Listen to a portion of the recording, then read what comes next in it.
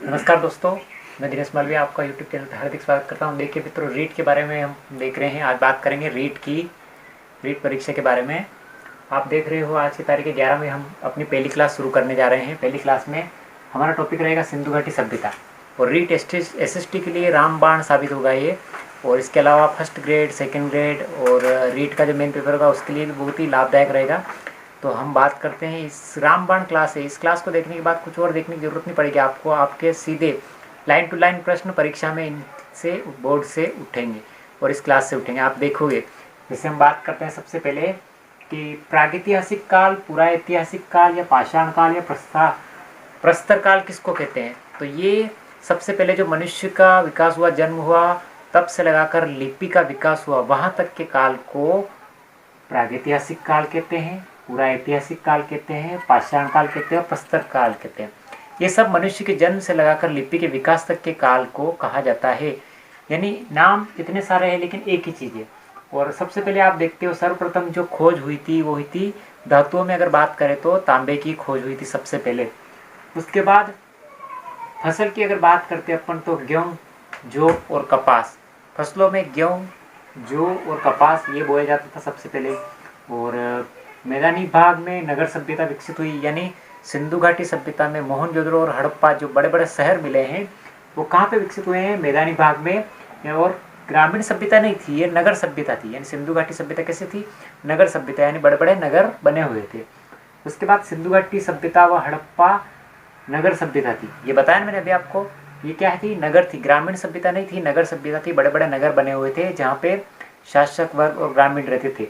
यानी अलग इलाके में, ऊंचे इलाके में शासक वर्ग रहते थे और निचले इलाके में लोग रहते थे, नगर के लोग। उसके बाद सिंधु सरस्वती सभ्यता कब विकसित हुई, यानी कितने साल पहले हुई। तो अपन वर्तमान से अभी से बात करें, यानी सिंधु सरस्वती सभ्यता ईसा मसीह के जन्म से 2500 वर्ष यानी 2500 वर्ष पहले। और अगर आज से गिनती करें, वर्तमान से बात करें तो 4500 वर्ष पुरानी, यानी वर्तमान से 4500 साल पहले सिंधु घाटी सभ्यता विकसित हुई थी। उसके बाद बात करते हैं हम सरस्वती नदी पर वेदों की रचना के प्रमाण है। यानी सिंधु घाटी सभ्यता में जो सरस्वती नदी है, वहाँ सरस्वती नदी पर वेदों की रचना के प्रमाण आज भी हैं। और सरस्वती नदी को प्राचीन साहित्य में सिंधु नदी की माँ कहा गया है। यानी जो सरस्वती नदी है सिंधु घाटी सभ्यता के अंदर, इस नदी को प्राचीन साहित्य में क्या कहा गया है, जो सिंधु नदी है, यानी जिसके नाम से सिंधु घाटी सभ्यता पड़ा है, उसको सरस्वती नदी की क्या कहा गया है, माँ कहा है। सिंधु सभ्यता में विकसित नगर निर्माण योजना, यानी यहाँ पे नगर निर्माण योजना बहुत ही शानदार थी। यानी ग्रामीण नहीं थी, नगर थी। और यहाँ की व्यवस्था इतनी शानदार थी, नाली की व्यवस्था, मकान की व्यवस्था, बिल्कुल रास्ते की यानी चार दीवारी की व्यवस्था बहुत ही शानदार थी। यानी नगर निर्माण योजना बहुत ही शानदार थी, जिसकी कल्पना वर्तमान में नहीं कर सकते, आज भी नहीं कर सकते हैं, इतनी शानदार थी। उसके बाद हड़प्पा में सबसे अच्छी इमारतें किसकी थी, हड़प्पा सभ्यता, मोहनजोदड़ो और हड़प्पा सिंधु सभ्यता के दो बड़े शहर हैं। इनमें हड़प्पा जो सभ्यता है वहाँ पे सबसे अच्छी इमारत जो थी धान्यागारों की, यानी अनाज भंडारण की, यानी अनाज भंडारण के सबसे अच्छी इमारतें बनी हुई थी।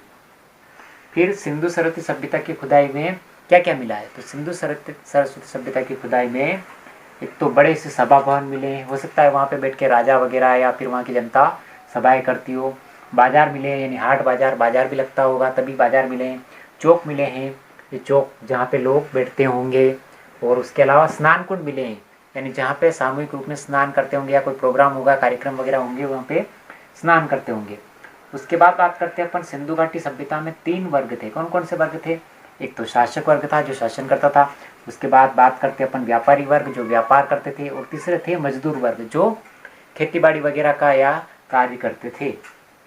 और सिंधु घाटी सभ्यता की समकालीन विश्व की और भी सभ्यता, यानी जिस समय सिंधु घाटी सभ्यता भारत में विकसित हुई उस समय विश्व में और भी सभ्यता थी जहाँ से सिंधु घाटी सभ्यता में वस्तुओं का आयात और निर्यात किया जाता। उनमें कौन कौन सी थी, एक तो थी मिस्र की नील नदी घाटी सभ्यता, यानी मिस्र के पिरामिड प्रसिद्ध है, तो मिस्र की नील नदी घाटी सभ्यता सबसे ज़्यादा प्रसिद्ध थी।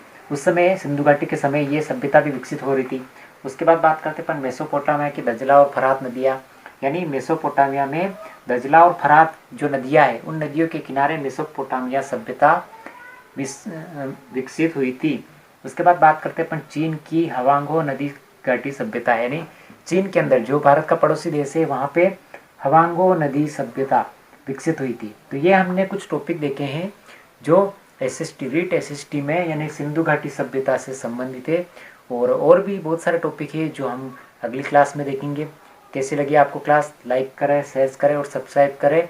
और आपको आज के बाद रोज़ाना क्लास मिलती रहेगी। Thank you.